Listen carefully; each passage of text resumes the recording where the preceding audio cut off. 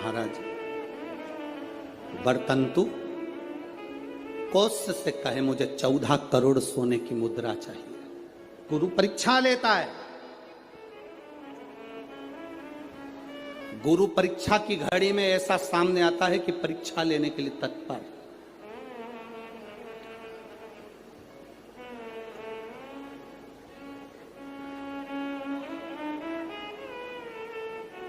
ली परीक्षा, 14 करोड़ सोने की मुद्रा।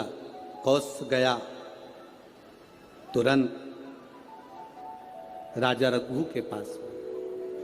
राजा रघु से कहा, महाराज 14 करोड़ सोने की मुद्रा मेरे गुरु जी को देना है, मैं ब्राह्मण का बालक हूं, आप दे दो। राजा रघु ने कहा 14 करोड़ सोने की मुद्रा देने के लिए मना नहीं, पर मैंने अभी यज्ञ करा था, उस यज्ञ में मैंने सोने की मुद्रा सब संतों को ब्राह्मण जन को बांटी है।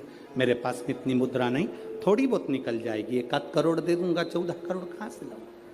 राजा रघु ने कहा, पर ब्राह्मण मेरे दरवाजे से खाली ना जा, रुकिए मैं इंद्र पर आक्रमण करता हूं। गुरु गुरु है, इंद्र पर आक्रमण करता हूं। राजा रघु ने इंद्र पर सेना तैयार कर आक्रमण करना प्रारंभ करा।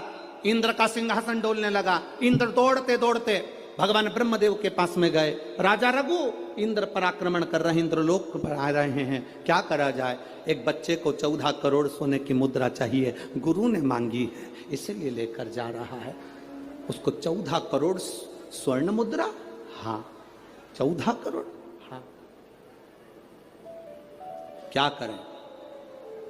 इंद्र से कहा, राजा रघु यहां पर आए स्वर्ण मुद्रा लेने के लिए, आप कुबेर को बुलाओ और कुबेर से कहो कि तू जाकर 14 करोड़ सोने की मुद्रा दे दे। कुबेर को बुलाया। कुबेर शमी का एक पत्ता तोड़ा। शमी का एक पत्ता कुबेर ने तोड़ा और पृथ्वी पर आकर शमी के पत्ते को तोड़कर कौत्स को दे दिया। कौत्स, ये शमी का पत्ता ले। कौत्स ने कहा, मुझे 14 करोड़ स्वर्ण मुद्रा चाहिए, ये पत्ते का क्या करूंगा। 14 करोड़ मुझे स्वर्ण मुद्रा चाहिए, इस पत्ते का क्या करूंगा। तब कुबेर ने जो पत्ता दिया और कौत्स से कहा कि यह बर्तन तू महर्षि को ले जाकर दे देना, वो महर्षि समझ जाएंगे इस पत्ते में क्या है।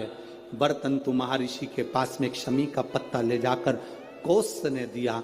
कौत्स ने जैसे ही दिया, बर्तंतु ने उस पत्ते को अपने सिर से लगा लिया और जान गया ये मेरे महादेव का शमी का पत्र है। एक पत्ते में 14 करोड़ सोने की मुद्रा का फल होता है। 14 करोड़ सोने की मुद्रा का फल एक शमी के पत्ते में होता है। तुरंत बर्तंतु महर्षि ने शंकर की आराधना कर कर शिव जी से हाथ जोड़कर प्रार्थना करी, बाबा प्रकट हो। देवादिदेव महादेव प्रकट होकर कहते हैं, बर्तंतु मांगो तुम्हें क्या चाहिए। बर्तंतु कहते हैं, बाबा शरदीय नवरात्रि पूर्ण होने पर जो विजयदशमी आए, उस दशमी के दिन जो एक शमी का पत्र भूलवश भी महादेव को समर्पित कर दे, उसकी जिंदगी में कभी संपदा की कमी ना आए।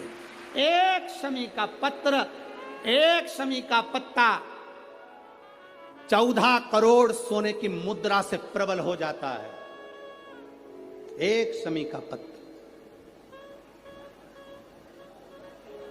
आज भी कई जगह पर विजयदशमी के दिन, कई स्थानों पर विजयदशमी के दिन शमी के पत्ते का लेन देन होता है। शमी के यहाँ होता है कि नहीं होता हमको स्मरण नहीं है, महाराष्ट्र में तो, पर कई जगह पर होता है। यहाँ पर भी शमी का जो पत्र होता है, विजयदशमी के दिन लोग देकर उसको प्रणाम करते हैं, माता पिता को नमन करते हैं। क्यों? आप अपने बच्चे उन आपसे पूछेंगे, आपकी औलाद आपसे पूछेगी, आपके आने वाली पीढ़ी आपसे पूछेगी, माँ ये कौन सा नाटक बनाकर रखा है तुम लोगों ने, शमी का पत्ता दे, शमी का पत्ता ले, मिलने जाओ तो शमी का पत्ता। शमी का पत्ता क्यों लिया दिया जाता है?